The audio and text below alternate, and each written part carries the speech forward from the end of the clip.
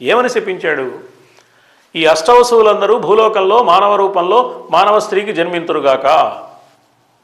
వారిలో ప్రధానంగా మిగతా వారు అలా జన్మించి వెంటనే ఈ శాప విమోచనం పొందుతారు, మళ్ళీ తిరిగి దేవతామూర్తులుగా వసుగణాల్లో చేరిపోయే అవకాశాన్ని పొందుతారు. కానీ ప్రధానంగా దోషి ఈ ద్యు వసువు కాబట్టి ఇతడు మాత్రం దీర్ఘకాలం భూలోకంలో ఉంటాడు. ఇతడికి వివాహం జరగదు, బ్రహ్మచారిగా ఉంటాడు. కానీ ధర్మాత్ముడుగా ఉండి రాజ్యక్షేమం కోసం పాటుపడే వ్యక్తిగా ఉంటాడు. సర్వశాస్త్ర విశారదుడై ఉండి భగవత్తత్వం తెలిసినవాడుగా ఉంటాడు. పితుఃప్రియోహి, తండ్రి పట్ల అపారమైన ప్రేమ కలిగిన వాడుగా ఉంటాడు. తండ్రి పట్ల అపారమైన ప్రేమ కారణంగానే రాజ్యాధికారాన్ని వదులుకుంటాడు, వివాహాన్ని వదులుకుంటాడు, ఆజన్మాంతం బ్రహ్మచారిగా మిగిలిపోతాడు.